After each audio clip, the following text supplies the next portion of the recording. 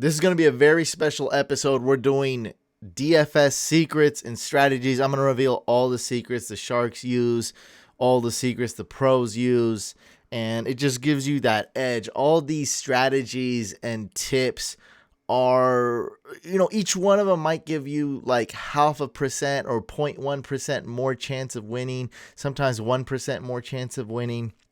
And if you got about 10 strategies, that could increase your odds of winning by like 5%. And that's huge. If you got a 5% edge over your opponent, that's the difference between profiting and losing. Are you in the green or are you in the red? By the way, guys, a lot of new people tuning in live right now to the YouTube live stream. A lot of new listeners and downloads to the audio podcast, which is the same thing. One's video, one's audio. I just want to welcome you guys. My name is Hussein the Brain Aksu, and you're listening or watching the No Limit Fantasy Sports podcast. A little bit information about myself.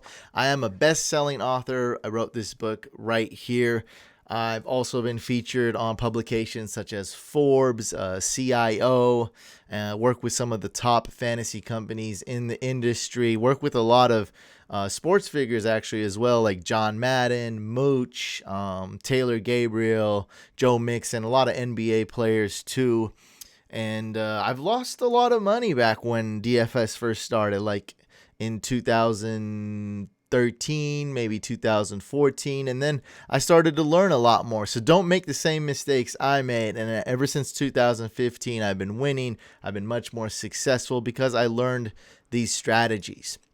And didn't want to bore you guys too much about the background. But for those of you who've never seen me, never heard of me before, I just want to let you know that I kind of know what I'm doing.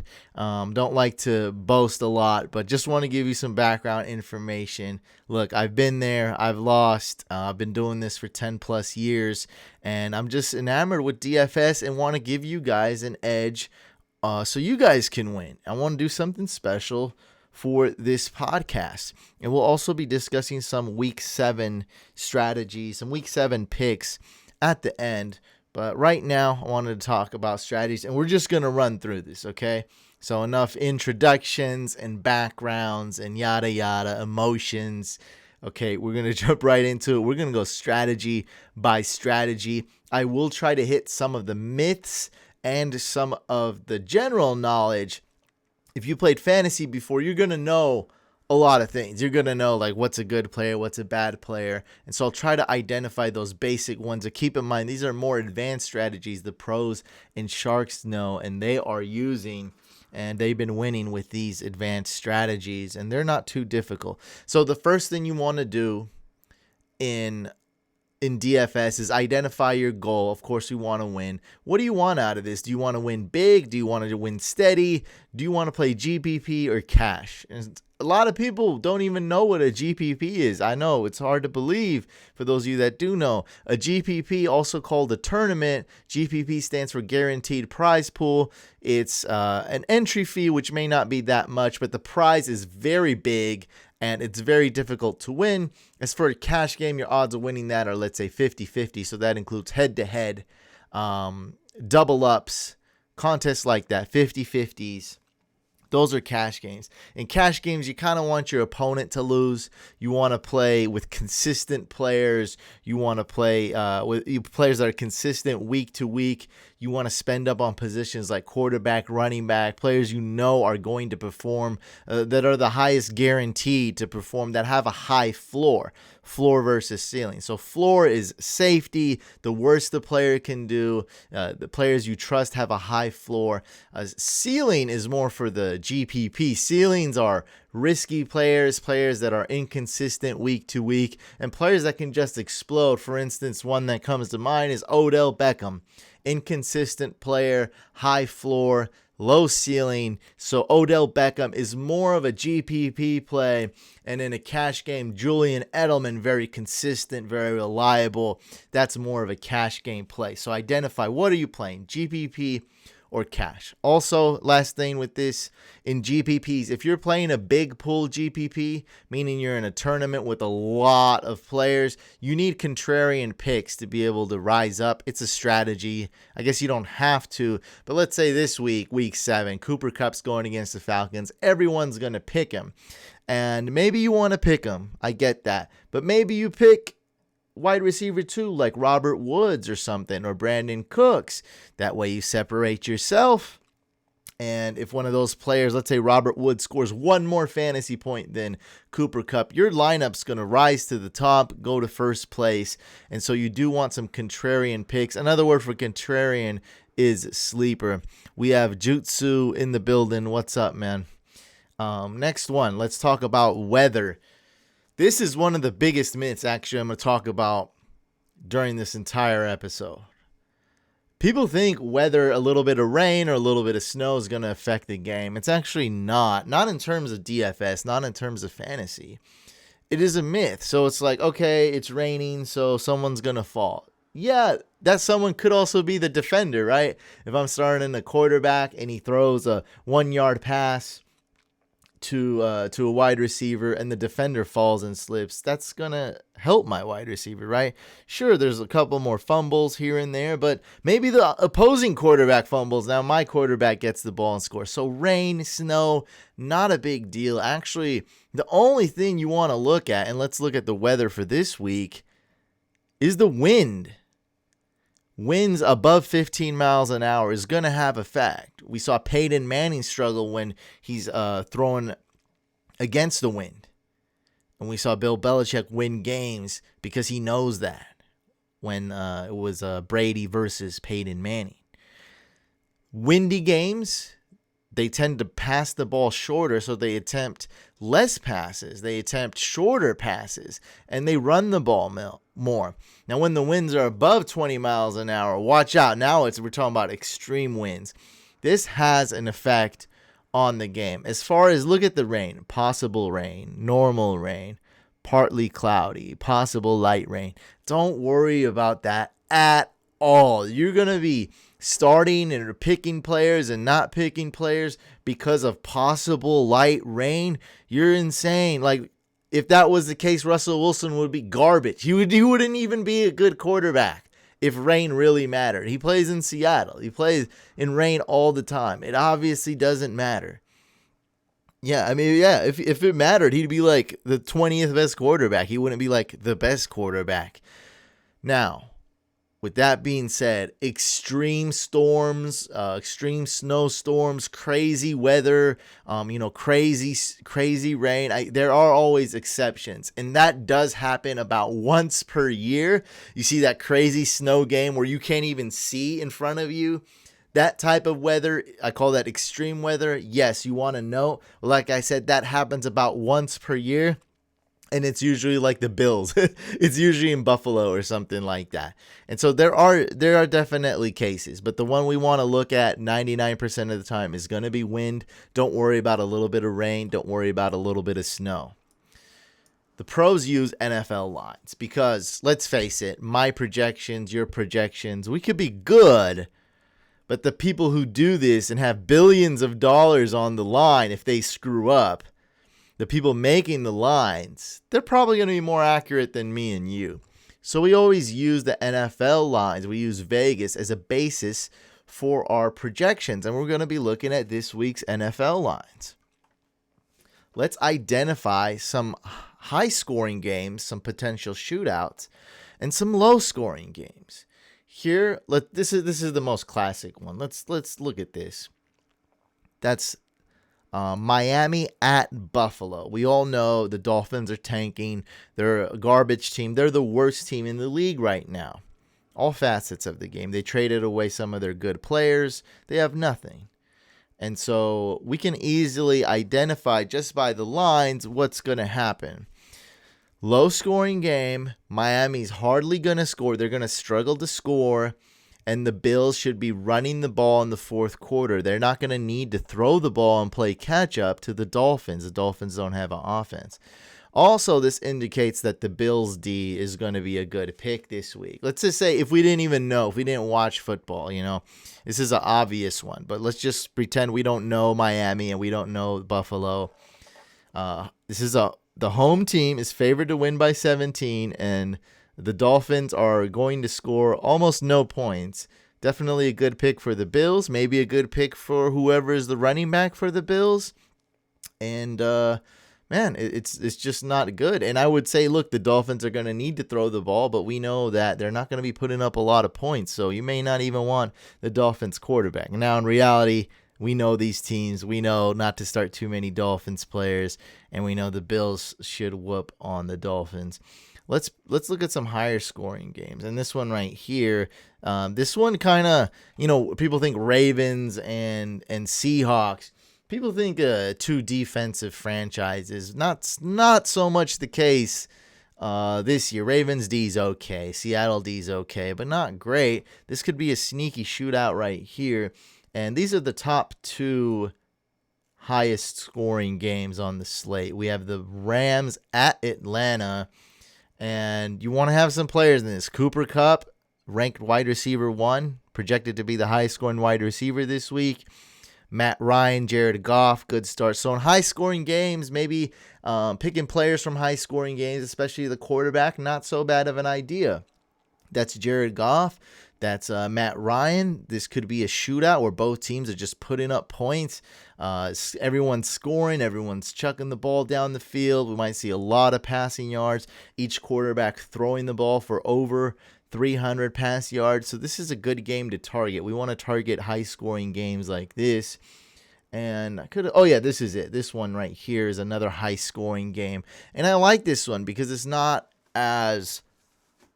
quite as popular. Two rookie quarterbacks, Giants, Cardinals, two teams that haven't really made the playoffs or the Super Bowl recently.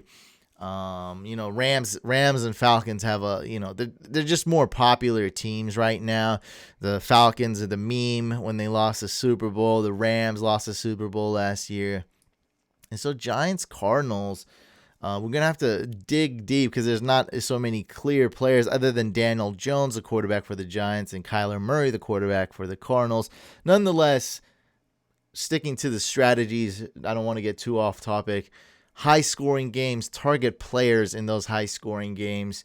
High-scoring games target quarterbacks in those games as well, and other players, but especially quarterbacks.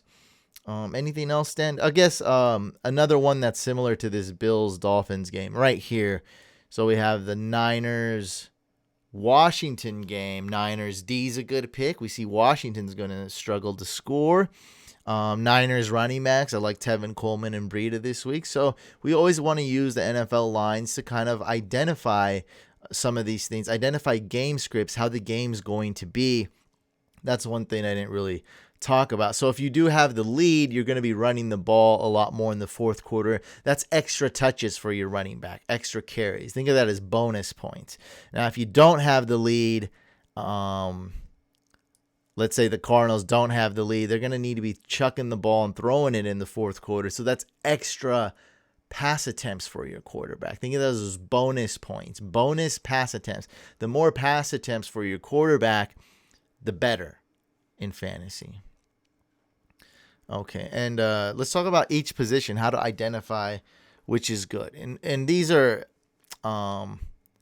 really, a lot of people know a lot about these positions and what makes a good quarterback, what makes a good running back. And so when it comes to quarterback, it's actually pretty simple. You want to start good quarterbacks versus bad. And there's really no statistic I can look at that will work for all quarterbacks.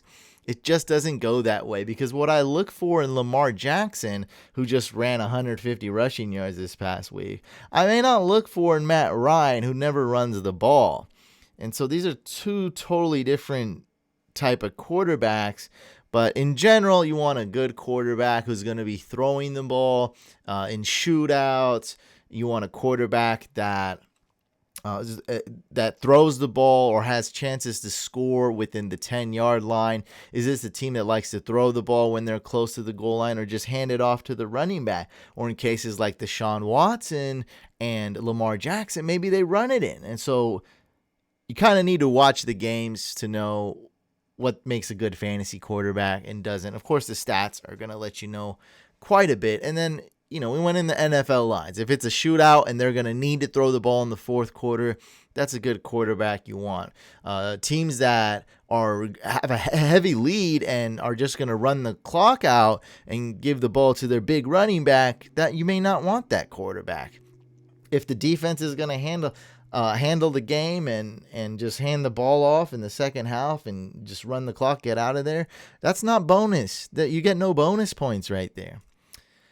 As for running backs, everyone knows you want a running back that gets a lot of touches, that scores touchdowns. That's the goal line back. That's, carries the ball. Let's talk about some more advanced things. Running backs that can catch and run the ball well are a huge bonus. That allows them to stay on the field more. Most people knew that.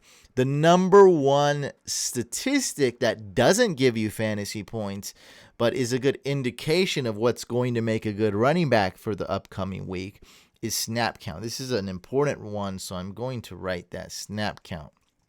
Okay. So, of course, carries within the 10-yard line, targets within the 10-yard line, being the goal line back, catching the ball, running the ball, speak like Le'Veon Bell, being a workhorse. Games where you're going to be up, the team has a huge lead and is going to be running the clock out. That's game script, game theory. The running back's good to start, okay? But the one stat that people don't look at all the time is snap count. So look at the snaps. So if I'm deciding between two running backs, one's, let's say, a Saquon Barkley and the other's Le'Veon Bell, and then I look and I see, okay, this team's going to have the lead. That means the running back's going to get more work. That's actually not the best example. It is also case by case, because some running backs can catch the ball, and so they might get a lot of screen passes. And so it's case by case, but still, snap count matters. The more snaps, the more they're on the field, the more fantasy points you're going to get in general, because the stats have to make sense. The more snaps you get, that means the coach trusts you. You're more of a workhorse. You usually can catch and run the ball. So it all applies. The more snaps you get, the more fantasy points. It correlates, directly correlates, but you don't get points for snaps. You see what I mean? So that's the one stat that's not necessarily looked at by the average player, and a stat you need to look at to gain an edge. Wide receivers, tight ends are pretty similar, just that tight ends are more inconsistent and harder to predict. And I just want to say that quarterbacks are the easiest to predict. Running backs are also very consistent and a little bit easier to predict than other positions, but quarterback is the absolute easiest to predict. They're very consistent. Running backs, very consistent. Could be a little tougher to predict, though. Wide receivers are more boom or bust naturally by the position, and tight ends are even more boom or bust and very difficult to predict. Still, the number one thing you want to look at is targets. Very important, and it's the same as snap count for running backs. You don't get fantasy points for targets, but it shows that the quarterback trusts that receiver. It shows that play designs are made for that receiver. That's probably their first look or second read, means the quarterback was looking at that receiver even if they threw the ball. So the more targets, the more fantasy points. It correlates, although it doesn't give you necessarily fantasy points every time you get a target. You got to catch the ball, obviously, to get fantasy points, but targets are overlooked by average players. I think more and more average players are catching on, and targets are becoming way more important. Hopefully you guys are enjoying this so far. Moving on. Wide receivers and tight ends also. You want to look at targets within the 10-yard line. Most touchdowns are scored in the red zone, and especially within the 10-yard line. Is your wide receiver getting looks when your team's close to the goal line? Is your tight end getting looks at the red zone and within the 10? So those are stats you can find if you search for them online. Okay, and then defenses pretty simple. You know, we want good defenses playing against crappy offenses. We want to look at the NFL lines. One thing that actually, big plays are important on defenses, and why we want big plays, we get more fantasy points. They cause, interceptions, defensive touchdowns, fumble recoveries, sacks. So one thing that leads to big plays and points in those categories, turnovers and sacks, defensive touchdowns, is actually QB pressures. So that's the same type of stat right here that you want to look at. Just like targets and snap count, you don't get points for QB pressures. But defenses that consistently pressure the quarterback means that bad things are going to happen for that opposing team. Eventually, the QB will get sacked. Eventually, the QB will fumble, will throw a pick, will make decisions that are not good for the offense. So, QB pressures, stat you want to look at. It's very good. And at the very least, if your defense is pressuring the other quarterback, probably won't score that much. So that's definitely a stat to look at. As far as kickers, they're being phased out of DFS, and I don't like that. I get why, but I love kickers. And for kickers, you just want kickers. Look at kickers that score a lot of points. Of course, that's one you know. Accurate kickers with long legs. That's easy to find out. Everyone knows that. But one stat you want to look at is kickers at home who have a big point differential, so are 7-point or higher under favorites. Favorites I like, and the Robbie Gould in San Francisco is not at home, but I love Robbie Gould. Accurate kicker, one of the most accurate kickers of all time, playing against Washington. This team's going to be settling for a lot of field goals at San Francisco if they get in field goal range. They're not going to need to score. So let's say Washington's kicker, for example, they're not going to get as many opportunities. They're not going to get within field goal range as often because the Niners defense is so good. Washington's offense not so great. And also, when they get in field goal range, if it's the fourth quarter, they're going to probably be behind 2 touchdowns. So they're not going to be able to settle for a field goal. They're going to need to go for it. As for the 49ers, they'll be up by a touchdown or 2. They'll be up by 10 points. Might as well just settle for another field goal. Make it, 13. Make it a 13-point differential. No need to do anything. And also, you trust Robbie Gould. He's good.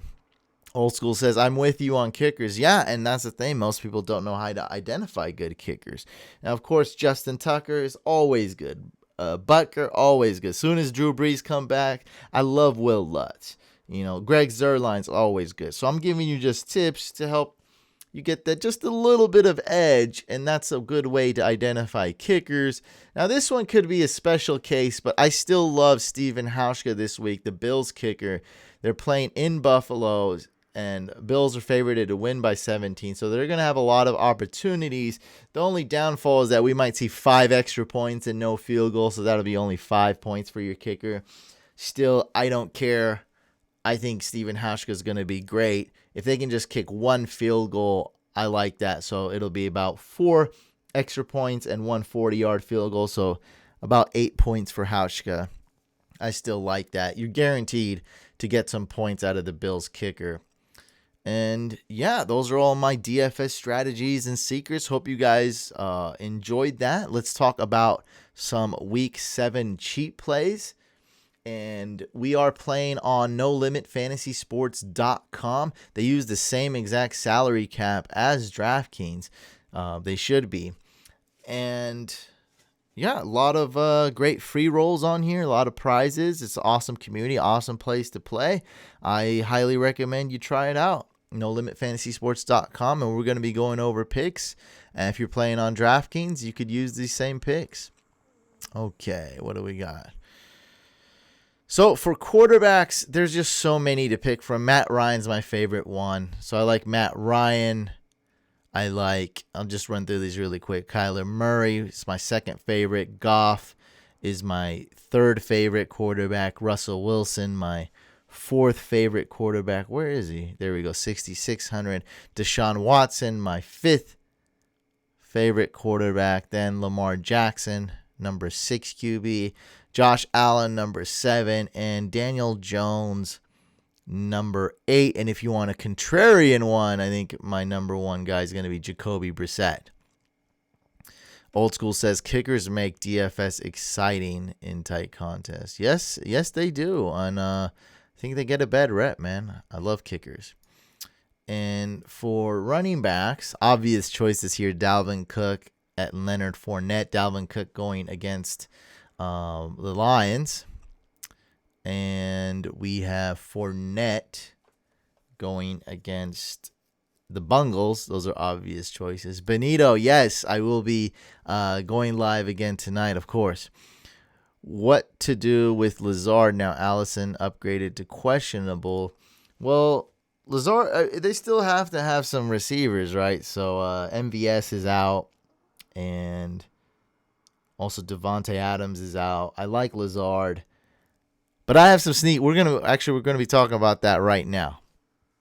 I forgot. They're up on my list. So we're going to be talking about those in the wide receivers. They're all cheap too. So some cheap plays for running back. I like Tevin Coleman at 5,600. Now, I'm no genius for coming up with this. I'm actually a little bit of a genius for hopping on the Tevin Coleman bandwagon train much earlier, a few weeks ago. And even before the season, I kind of liked him. But now everyone is on. Now it's pretty obvious. So last week wasn't as obvious. 2 weeks ago, I told everyone I liked him. So Tevin Coleman, 5,600, decent ceiling, great floor. But now we got Matt Breida, if you do want to be a contrarian, price at 5,300. Everyone's going to be picking Coleman. No one's going to be picking Breida. Just wanted to let you guys know that if you're playing GPP. And then we got Kerryon Johnson, my stubborn pick, who's been mediocre, but I do like him as a cheap play. David Montgomery, I'm going to trust. Well, I don't really trust him, but I'm going to go with David Montgomery one more week. This is the absolutely final week, guys. So after this week, I won't be trusting David Montgomery at all anymore. He'll be completely broke my trust, but this is the final week. I love him in GPP, priced at 4,800. Bears coming off a bye, playing the Saints, a tough defense. This is why no one's going to pick him, but I think the Bears D will do good. David Montgomery will get 1.5 touchdowns. I know you can't score 1.5 touchdowns, but he'll get 1.5 touchdowns. He'll get you around 17 to 21 fantasy points. I see it this week. I hope David Montgomery sees the hole and runs through it this week. Monty, please do it.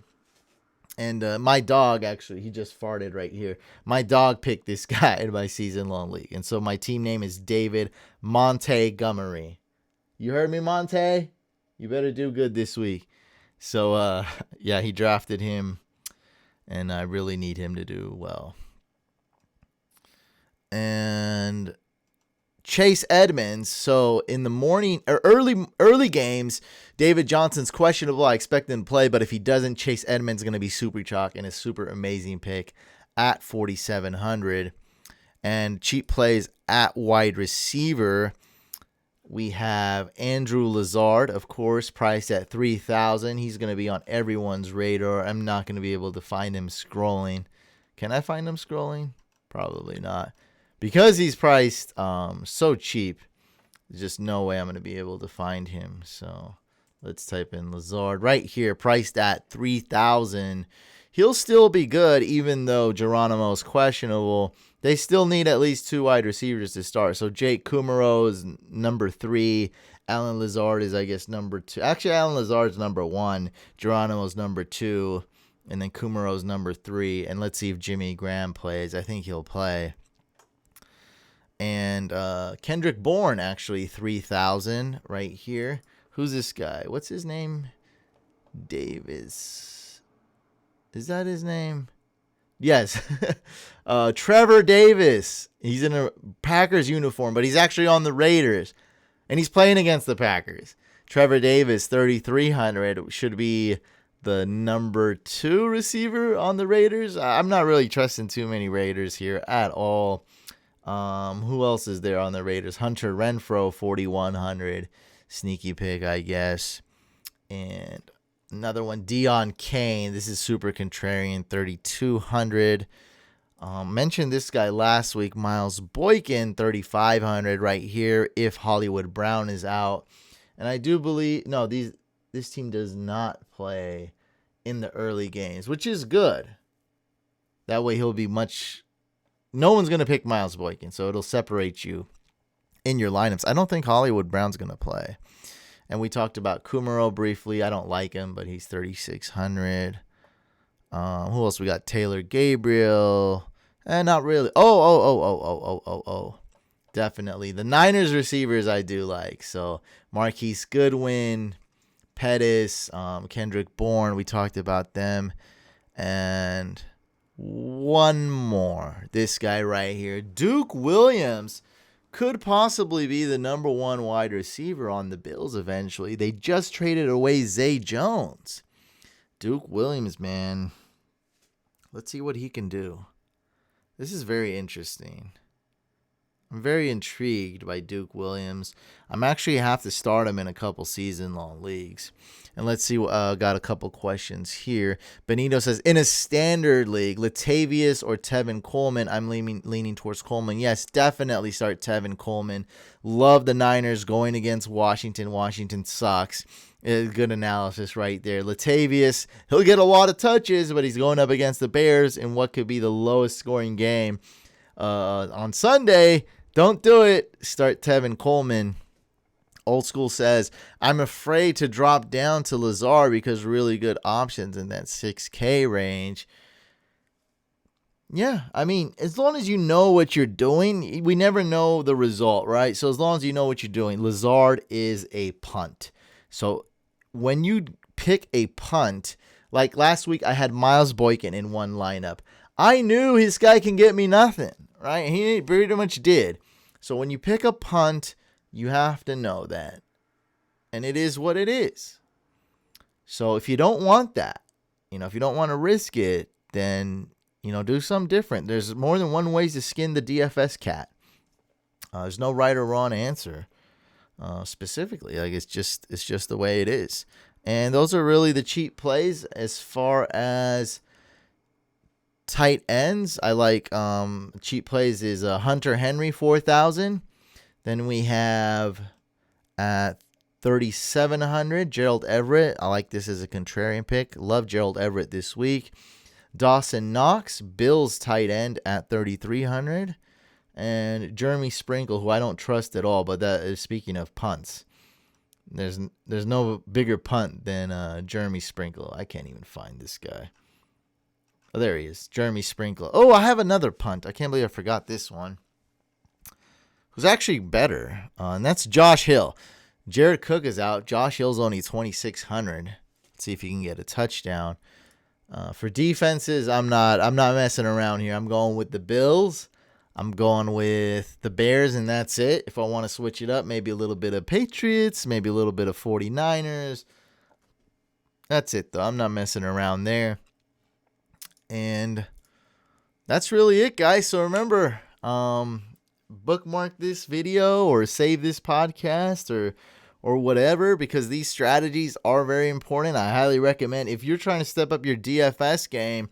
And this also helps with season long, by the way. I completely forgot to mention that. DFS, losing money in DFS, I was motivated to get better. How do I get better? As I was like, I want to make DFS videos. I want to be good at this. I want to know what I'm talking about. So I spent a year and a half just studying the hell out of DFS, talking to sharks, seeing what they did. It was just difficult. Just studying the pros, studying the game, getting better at it, all this. And once I got better at DFS, it helped me with season long. As obviously, you want to start the right players in season long, very similar to DFS. They're when it comes to week, they're extremely similar. And so, it really helps you in season long. This is the same type of strategies I use to get the edge in my season long league. So make sure you listen to this twice. Make sure you bookmark it, you save it, whatever, screenshot it. Make sure this is in your repertoire if you're trying to step up your fantasy football game, especially your DFS game.